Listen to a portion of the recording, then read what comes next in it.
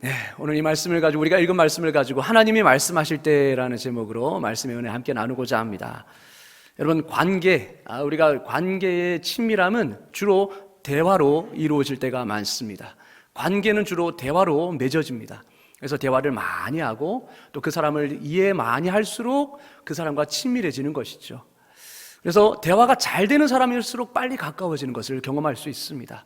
하지만 반대로 오랜 시간을 같이 있으면서도 대화가 얼마 없다면 여전히 그 관계는 서먹할 수밖에 없습니다. 여러분, 우리가 가족 간에도 마찬가지죠. 늘 같이만 있는다고 그 관계가 친밀해집니까? 주로 대화를 나누고 속 마음을 이야기하고 자기의 그런 속마음을 열어야, 그래서 서로를 좀 알아야 대화를 통해서 그래야 친밀해질 수 있는 것이죠. 그게 관계입니다. 그러니까 대화가 그만큼 중요한 것이죠. 여러분, 우리도 마찬가지입니다. 우리 안에서 우리가 대예배만 드리면 누가 누군지 잘 모르잖아요. 그렇죠? 저 끝에서 끝에 늘 앉으시는 자리만 앉으시다 보니까 모르잖아요. 그죠? 그러면은 저분과 늘 이제 등록한 횟수는 엄청 오래된다 할지라도 그분과의 대화가 없거나 친밀한 뭔가 말씀 안에서 교제가 없으면 여전히 우리는 서먹할 수밖에 없는 것이고, 그 관계는 멀어지는 그 관계로 유지될 수밖에 없는 거죠. 때로는 우리가 봉사의 자리에서 만난다 할지라도 그 봉사를 통해서 서로의 마음을 열고 존중하고 그 말씀 안에서 서로의 기도 제목을 찾고 그렇게 관심을 가지고 서로에게 대화를 하지 않으면요, 그냥 일적으로 만나는 사이밖에 되지 않습니다. 그러니까 봉사로 일로 그냥 맺어지는 관계인 거죠. 그러면 어떻습니까?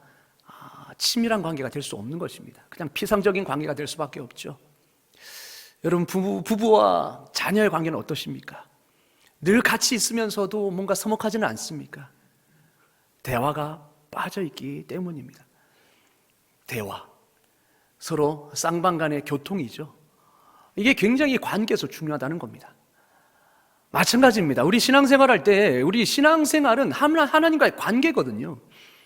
하나님과 얼마나 친밀한 관계를 맺고 있느냐, 그것이 우리의 신앙의 성숙도를 판가름합니다. 그러니까 얼마나 신앙의 연수가 오래됐느냐, 그건 아무것도 아니라는 거죠. 얼마나 내가 주님과 늘 만남을 가지고 있고 대화를 하고 있고 그 말씀의 깨달음을 가지고 있는지, 여러분, 거기서 우리의 신앙의 성숙도가 판가름 나는 것입니다. 여러분은 어떻습니까? 하나님과의 관계를 어떻게 맺고 계시나요? 하나님과 얼마나 대화하고 계십니까? 그런데 정말로 감사한 것은, 여러분, 말 수 없는 사람과 참 친해지기 힘들거든요. 그렇지 않습니까? 아무리 친해지고 싶어도 사람이 입을 꼭 닫고 있으면요, 친해지기가 정말 어려운 거 아시죠? 그런데 말을 많이 하고 또 자기를 쉽게 오픈하는 사람은 쉽게 관계를 맺을 수 있습니다. 그만큼 대화가 많이 오가기 때문이죠. 여러분, 감사하십시오. 하나님은 말씀하시는 분이십니다. 할렐루야, 아멘. 하나님은 침묵하는 분이 아니라는 겁니다. 하나님은 말씀하십니다. 옛부터 지금까지. 우리가 하나님과 어떻게 친밀한 교제를 나누고 어떻게 주님과 만날 것인가, 오늘 우리가 6가지 진리를 한번 살펴보고자 합니다. 여러분, 이 6가지 진리 속에 우리는 귀한 은혜를 발견할 것입니다. 첫 번째, 하나님은 말씀하시는 분이십니다. 이것이 우리에게 감사 제목입니다. 하나님은 침묵하지 않고 끊임없이 말씀하시는 분이세요. 히브리서 1장 1절 한번 보실까요? 히브리서 1장 1절에 보니까 옛적에 선지자들을 통하여 여러 부분과 여러 모양으로 우리 조상들에게 말씀하신 하나님이 옛적부터 어떻게 해요? 선지자를 통해서 여러 부분과 여러 모양으로 말씀하셨다 말합니다. 옛적은 바로 구약시대를 말합니다. 구약시대 때는 하나님이 여러 부분으로, 많은 시대마다, 그리고 여러 모양으로, 여러 가지 방법으로 말씀하셨어요. 선지자를 통해서, 때로는 주의 사자들을 통해서, 때로는 꿈을 통해서, 때로는 하나님의 음성을 통하여서 그렇게 말씀하십니다. 그것이 구약 성경에 그대로 기록되어 있죠. 그리고 히브리서 1장 2절에 보니까 이 모든 날, 곧 마지막에는 누구를 통하여 말씀하신다고 말합니까? 이 아들 예수 그리스도 통하여 우리에게 말씀하신다는 거예요. 그러니까 하나님이신 예수님이 인간의 형상을 이 땅에 입고 오셨습니다. 그래서 예수님을 보는 자는 하나님 아버지를 보는 것과 같았습니다. 그러니까 하나님은 이 아들을 통하여서 이 마지막 시대는 예수님이 이 땅에 오시고 난 후의 시대거든요. 그러니까 신약시대를 말하는 거죠. 신약시대는 아들을 통해, 예수님을 통해 우리에게 말씀하고 계신다라는 겁니다. 여러분, 신약 사복음서에는 하나님이 아들 예수 그리스도께서 친히 이 땅에 오셔서 하신 말씀들이 기록되어 있습니다. 뿐만 아니라 사도행전부터 서신서까지는 어떻습니까? 예수님이 하신 말씀들이 성령님을 통해서 어떻게 성취되느냐 보여주고 있습니다. 끝까지 예수님의 말씀을 보여주고 있죠. 그래서 하나님은 끊임없이 말씀을 통해 자신과 그분의 뜻과 길을 계시하십니다. 드러내신다는 거예요. 이 계시라는 말이 드러내다, 감추인 것을 드러내 보이다라는 뜻이잖아요. 여러분, 그래서 하나님은 옛적부터, 구약시대부터 지금까지 끊임없이 말씀하시는 분이시다라는 것을 알 수 있어요. 그리고 두 번째 진리입니다. 하나님은 말씀하시는데 누구를 통해서 말씀하시느냐? 오늘도 성령님을 통해서 말씀하신다라는 것입니다. 오늘 하나님은 성령님을 통해서 계속 우리에게 말씀하십니다. 자, 오늘 말씀, 본문 말씀에 그게 기록되어 있습니다. 한번 보실까요? 9절에 한번 다 같이 한번 읽어보겠습니다. 시작. 기록된 바 하나님이 자기를 사랑하는 자들을 위하여 예비하신 모든 것은 눈으로 보지 못하고 귀로 듣지 못하고 사람의 마음으로 생각하지도 못하였다 함과 같으니라. 자, 이 말이 무슨 말이냐면 하나님이 뜻대로 드러내고자 하는 그 모든 일들, 그것은 우리 눈으로는 보지 못하고 우리 귀로도 듣지 못하고 차마 우리 생각으로도 상상할 수 없는 것이다라는 겁니다. 대표적으로 하나님의 구원 계획이 그렇죠. 하나님의 구원 계획은 우리가 상상도 할 수 없는 것이었습니다. 우리 장로님께서 기도하셨듯이 십자가 구원을 누가 예상했겠습니까? 대부분 종교는 무엇입니까? 내 힘으로 구원받는 겁니다. 내 힘과 노력으로 구원을 성취해내는 거예요. 그런데 오직 기독교만, 성경만이 뭐라고 말하고 있습니까? 구원의 길은 너희가 할 수 있는 게 아니고 하나님이 주셔야만 구원받을 수 있다 말합니다. 하나님이 일방적으로 우리를 위해 구원을 베푸신 겁니다. 어떤 방법으로요? 하나님이신 그 아들 예수님이 우리 죄를 대신해서 제물이 되셔서. 여러분, 이것을 누가 우리의 생각, 우리 머리에서 어떻게 상상이나 할 수 있었겠습니까? 그 상상할 수 없는 방법을 하나님이 계획하셨고 하나님이 때가 되어 이루셨다는 거예요. 그전에는 우리가 생각도 귀로 들어도 깨닫지 못하고 눈으로 보아도 볼 수 없는 그런 일이었다는 거죠.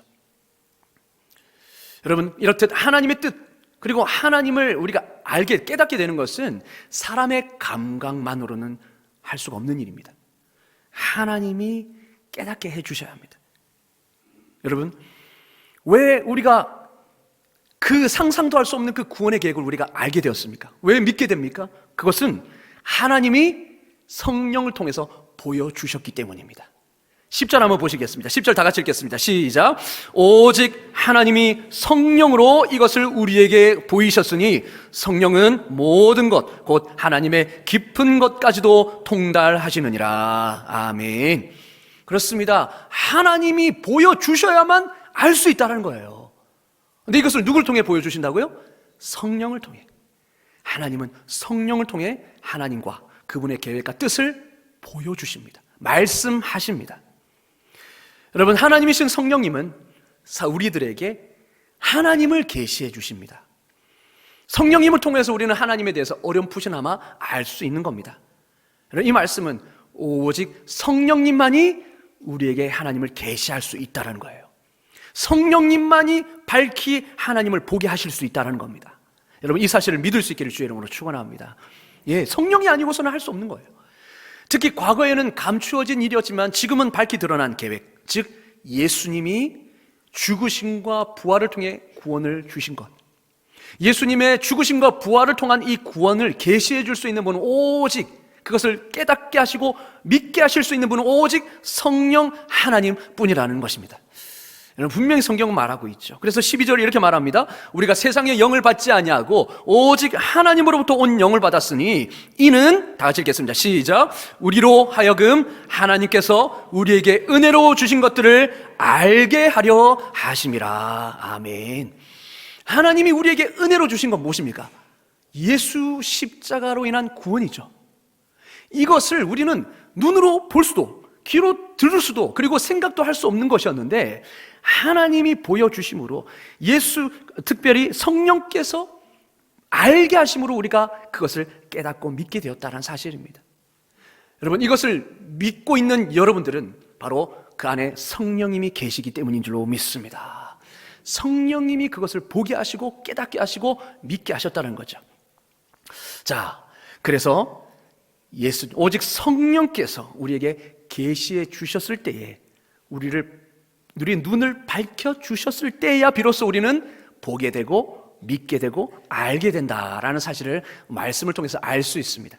자, 그러면 세 번째, 성령님은 이 하나님을 계시하시는데 바로 무엇을 통해서요? 성경 말씀을 통하여서 하나님과 그분의 뜻과 계획을 계시하십니다. 자, 하나님은 성령님을 통해서 오늘 말씀하시는데 성령님은 하나님의 그 말씀, 기록된 그 성경 말씀을 통해서 하나님과 그분의 뜻과 계획을 우리에게 깨닫게 하시고 밝히 보여주신다는 거예요. 자, 요한복음 14장 26절을 다 같이 한번 읽어보겠습니다. 시작. 보혜사 곧 아버지께서 내 이름으로 보내실 성령, 그가 너희에게 모든 것을 가르치고 내가 너희에게 말한 모든 것을 생각나게 하시리라. 아멘. 자, 성령님께서 무슨 일을 하시는가? 내가 너희에게 말한, 예수님이 제자들에게 말한, 예수님이 우리에게 말한 모든 것을 생각나게 하신다. 진리의 성령님은 그 진리를 깨닫게 하시는데 바로 그 진리가 무엇입니까? 예수님이 하신 말씀을 생각나게 하시고 깨닫게 하신다는 거예요. 자, 그리고 요한복음 15장 26절도 같은 말을 합니다. 다 같이 읽겠습니다. 시작. 내가 아버지께로부터 너희에게 보낼 보혜사 곧 아버지께로부터 나오시는 진리의 성령이 오실 때에 그가 나를 증언하실 것이요. 성령님이 오시면 성령님이 예수 그리스도를 증언하신다. 예수 그리스도께서 이 땅에서 구원을 위해 어떤 일을 하셨는지 그 놀라운 구원의 사실들을 깨닫게 하신다는 거예요. 보여주신다는 거예요. 그리고 예수님이 하신 그 말씀의 의미가 무엇인지를 깨닫게 하신다는 겁니다. 그리고 요한복음 16장 13절 14절 똑같이 말합니다. 그러나 진리의 성령이 오시면 그가 너희를 어떻게 하신다고요? 모든 진리 가운데를 인도하시리니 그가 스스로 말하지 않고 오직 들은 것을 말하며 장래일을 너희에게 알리시리라. 자, 14절 다 같이 읽겠습니다. 시작. 그가 내 영광을 나타내리니 내 것을 가지고 너희에게 알리시겠습니다. 아멘. 예수님을 오직 그분이 스스로 말하지 않고 예수님께 들은 것, 예수님의 말씀하신 바를 말하고 예수님의 것을 가지고 너에게 알리시겠습니다 말씀합니다. 그러니까 성령님은 자의적으로 말씀하시는 분이 아니라는 거죠. 바로 예수님이 하신 말씀, 또한 하나님이 구약을 통해 예수님에 관해 예언하신 그 모든 말씀들을 우리에게 알리시고 깨닫게 하십니다. 즉 성령님은 우리에게 말씀하시는데 무엇을 통해서요? 성경 말씀을 통하여서 우리에게 하나님의 뜻을 알리시고 하나님을 계시하신다는 것입니다. 이것이 중요한 성경의 진리입니다. 그러니까 성령님은 항상 말씀과 함께 역사하심을 알 수 있습니다. 그것이 성령의 역사인지 어떻게 알 수 있는가? 말씀에 있는가를 보면 되는 것입니다. 여러분, 우리는 성령님이 항상 그 말씀과 함께 역사하시고 그 말씀을 깨닫게 하시고 그 말씀 안에 있는 하나님의 놀라운 그 구원의 계획을 깨닫고 보게 하시고 믿게 하시는 것입니다. 그리고 바로 하나님의 아들 메시아가 바로 예수 그리스도라는 사실을 이 말씀을 통해 믿게 하시는 것이죠. 자, 그런데 네 번째, 성령님이 가르쳐 주시지 않으시면 우리는 이 하나님의 말씀을 이해할 수 없습니다. 성령님이 가르쳐 주시지 않으면 우리는 이 하나님의 말씀을 보고도 듣고도 이해할 수 없습니다. 우리는요, 스스로 하나님의 진리를 이해할 수 없습니다. 하나님의 영의 도움을 받지 않은 상태에서 말씀은 미련한 것으로 보일 수밖에 없습니다. 14절 한번 보실까요? 고린도후서 2장 14절은 뭐라고 말하는지 보실까요? 다 같이 읽겠습니다. 시작. 육에 속한 사람은 하나님의 성령의 일들을 받지 아니하나니 이는 그것들이 그에게는 어리석게 보이며 또는 그것들을 알 수도 없나니 그러한 일은 영적으로 분별되기 때문이라. 아멘. 자, 육에 속한 사람이 누구입니까?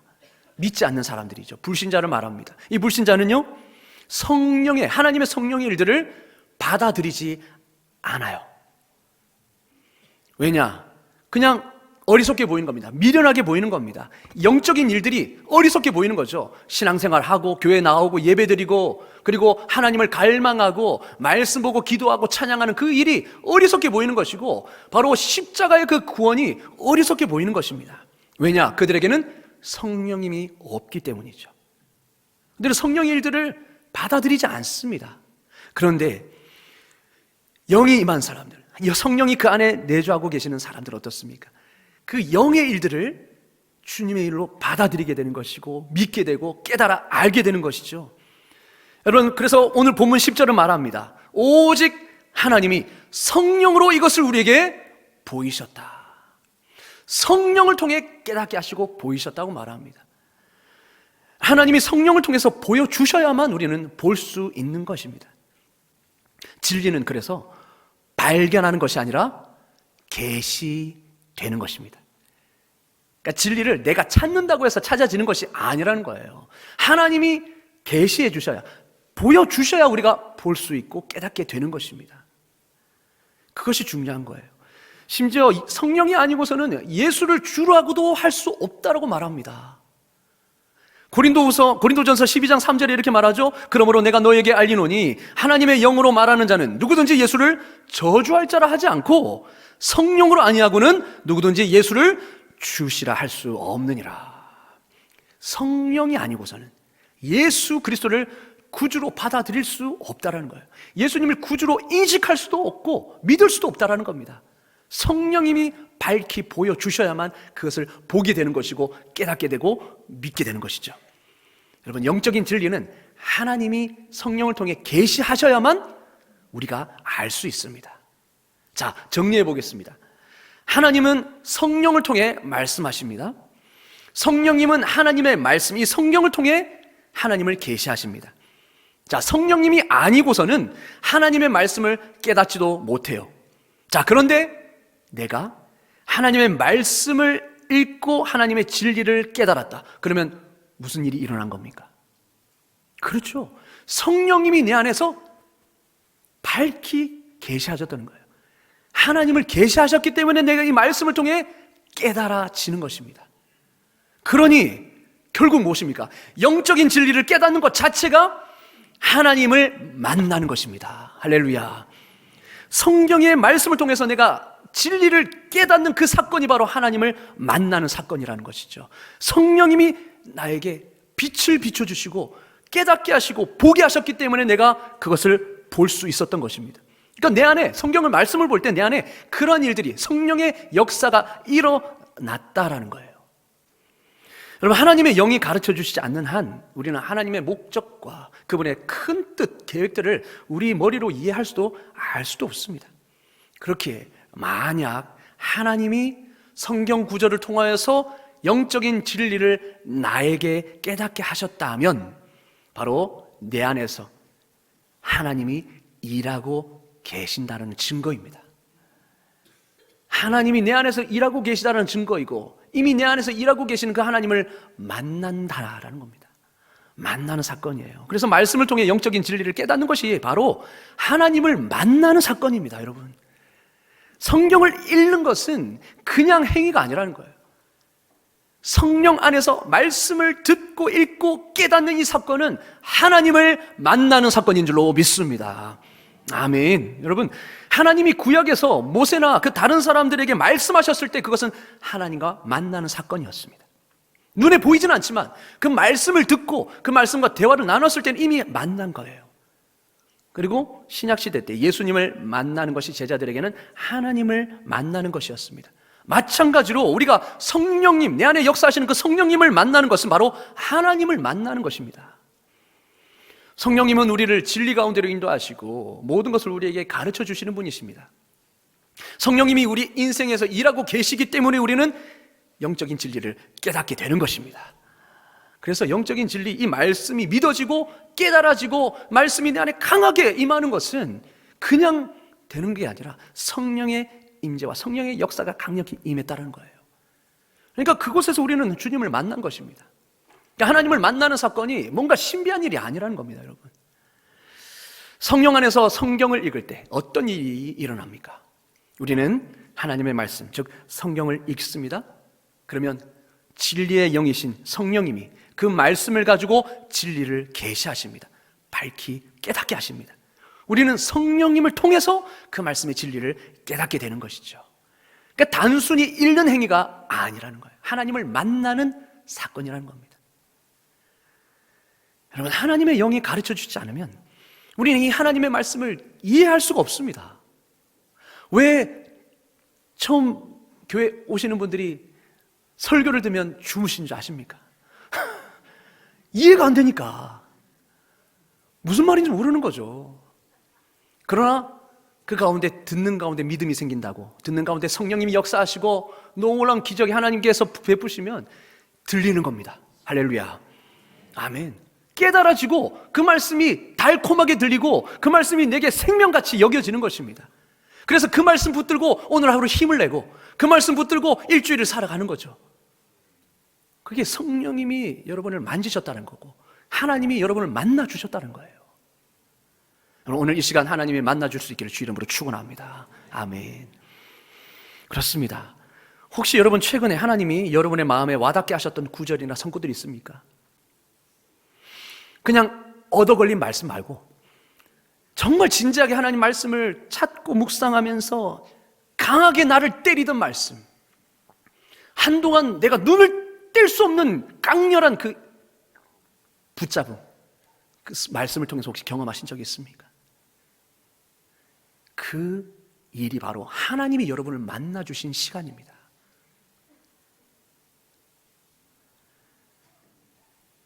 또는 설교 말씀을 들으면서 그 말씀 한마디, 그 구절이 흐릴 때마다 그 말씀을 해석해주는 그 말씀을 듣고 마음이 뜨거워지고 불같이 내 안에 하나님을 사랑하는 열망들이 일어나고 순종하고 싶은 마음이 확 일어날 때, 그때가 바로 하나님이 여러분을 만나주신 때인 줄로 믿습니다. 아멘.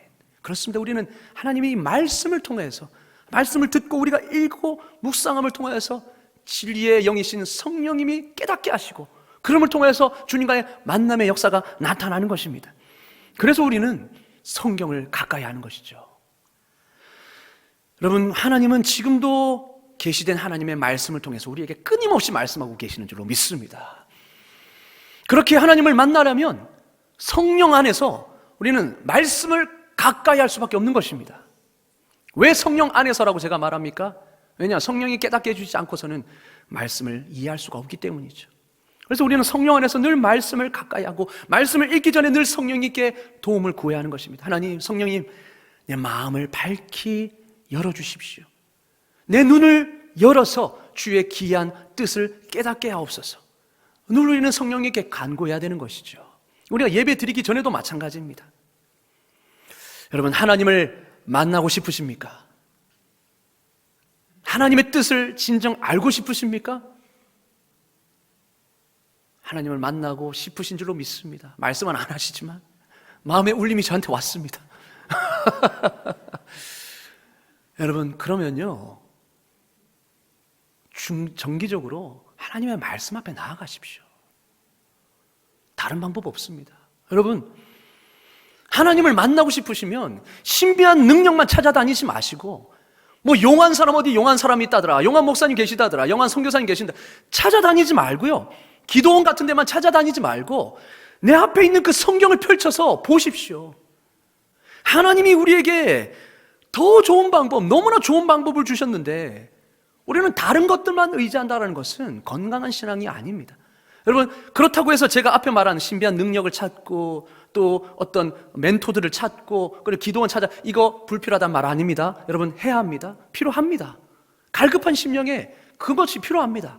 그러나 우리는 평소에 일상에서 접할 수 있는 하나님의 능력, 하나님의 말씀이 우리에게 있다라는 사실을 우리가 잊어서는 안 된다는 것입니다. 여러분, 종교개혁의 핵심이 무엇인 줄 아십니까? 종교개혁을 무엇으로 우리가 생각하면 좋을까요? 부패한 교회를 개혁한 것? 맞습니다. 그러나 중요한 것은 그게 아닙니다. 성직자에게 독점된 성경을 평신도들에게 도로 가져다 주었다라는 이 사실이 종교개혁의 핵심입니다.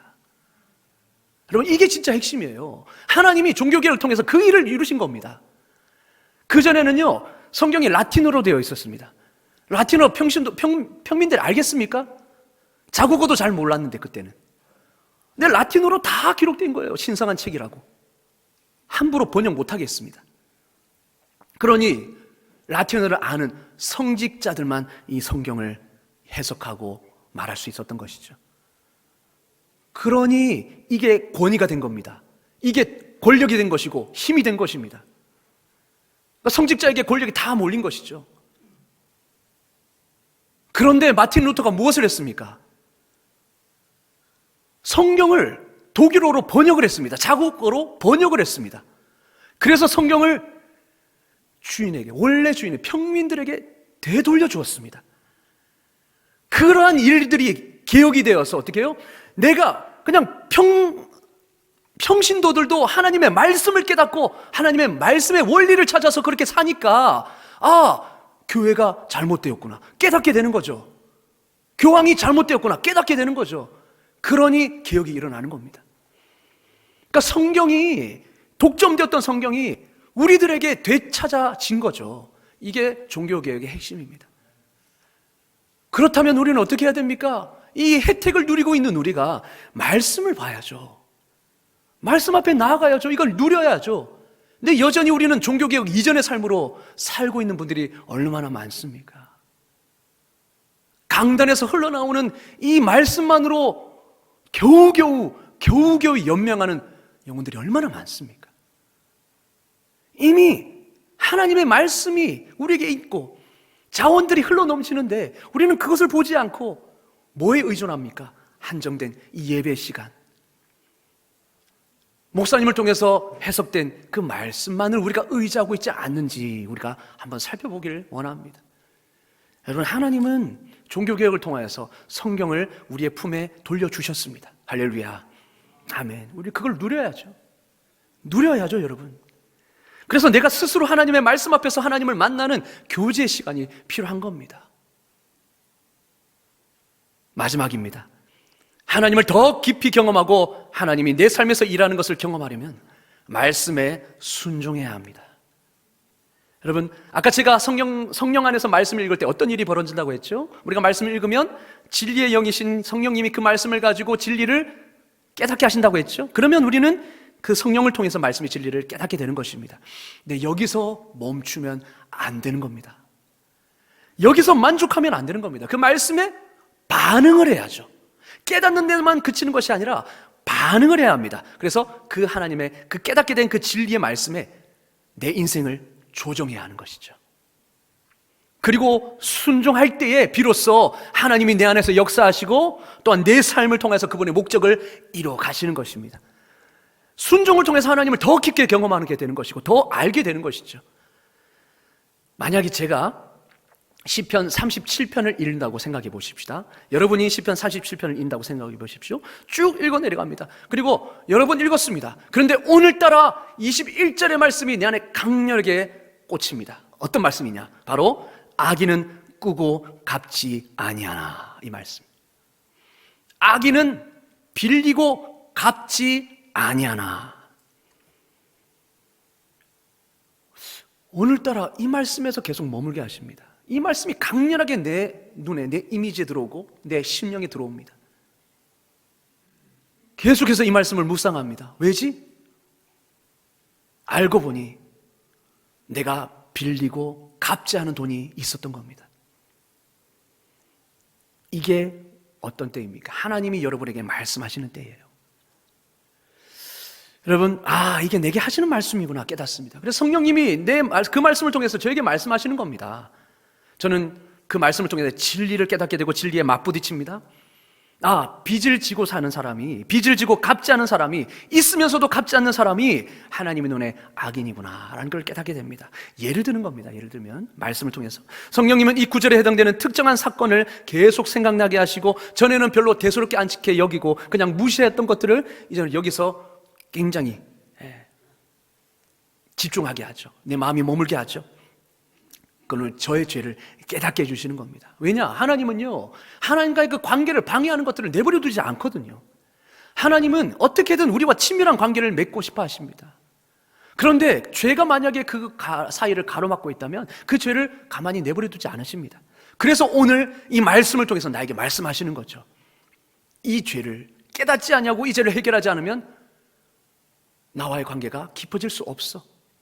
그래서 깨닫게 하시는 겁니다. 그러면 우리는 어떻게 해야 됩니까? 그 깨달음 앞에서 어떻게 해야 되죠? 당연히 반응을 해야죠. 그죠? 반응을 해야죠. 그 진리에 내 인생을 조정해야 하는 것입니다. 원래 내 이해는 무엇이었습니까? 빌려도 내가 좀 형편이 넉넉해지고 내가 먹고 살만하면 그때 갚아도 늦지 않다라는 게 내 이해였다면 하나님 뭐라고 말씀하세요? 네가 빌려서 갚지 않음으로 말미암아 그 친구가 고통받고 있다는 것을 보아라라는 거예요. 이거는 죄다. 네가 충분히 먼저 네가 돈이 생기면 네 쓸 것을 생각하는 것이 아니고 그 상대방에게 갚아야 될 의무가 있는데 그것을 갚지 않는 것은 죄다라고 말씀하는 거예요. 그러면 내 생각을 하나님의 뜻에 조정해야죠. 아, 죄구나. 인정하는 겁니다. 동의하는 겁니다. 그게 죄의 고백입니다. 이게 바로 성령님이 하시는 일이에요.